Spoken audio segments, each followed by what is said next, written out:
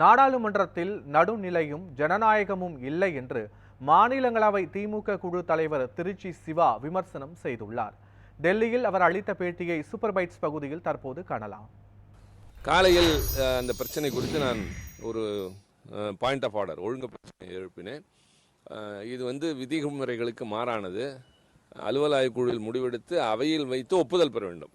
யாராவது எதிர்ப்பு தெரிவித்தாலும் அதற்கு பதில் சொல்லியாக வேண்டிய கடமை இருக்கின்றது. ஆக இந்த நடைமுறை ஜனநாயக முறையை மாற்றி யார் நேரத்தை ஒதுக்கியது, யார் குறிப்பிட்டது?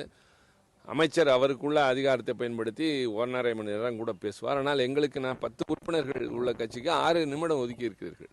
ஒரு வெள்ளை அறிக்கை, இந்தியாவின் நிதிநிலை, இந்தியாஸ் எக்கானமி என்று தலைப்பிட்டு பாரதிய ஜனதாவின் 10 ஆண்டுகள், அதற்கு முன்பு காங்கிரஸ் கூட்டணி UPA 10 ஆண்டுகள் என்று ஒப்பிட்டு ஒரு அறிக்கையை வெளியிட்டு அது பற்றி பேசுவதற்கு 2 நிமிடம், 3, கம்யூனிஸ்ட் கட்சிக்கு 3 நிமிடம், எங்களுக்கு 6 நிமிடம், காங்கிரஸ் கட்சிக்கு 19 நிமிடம். இது என்ன கொடுமை?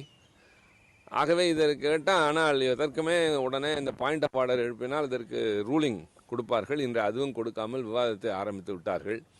பின்னர் விவாதத்தில் பேசுகிற போதே நான் குறிப்பிட்டேன், நாடாளுமன்றத்தை அவர்கள் எடுத்துக்கொண்டு விட்டார்கள், நேரங்களை அவர்களை குறித்து கொள்கிறார்கள். சன்செட் கேமரா என்ற சன்செட் என்ற டிவி, அது நாடாளுமன்றத்தினுடைய தொலைக்காட்சி, எல்லோருக்கும் பொதுவானது. நேரலையின் மூலம் அவையில் நடைபெறுவதை மக்களுக்கு சொல்வதற்காகவே அந்த தொலைக்காட்சி இருக்கிறது. ஆனால் நேரலை என்பது முழுமையாக ஆளுங்கட்சிக்காக மட்டுமே என்று மாற்றப்பட்டு விட்டது. எது நடந்தாலும் நாங்கள் எவ்வளவுதான் தொண்டை வரல கத்தினாலும் கூட அது வெளியே செல்வதில்லை. யாராவது குரலை வைத்து அடையாளம் கண்டுபிடித்தானே தவிர நாங்கள் பேசுவது தெரியாது.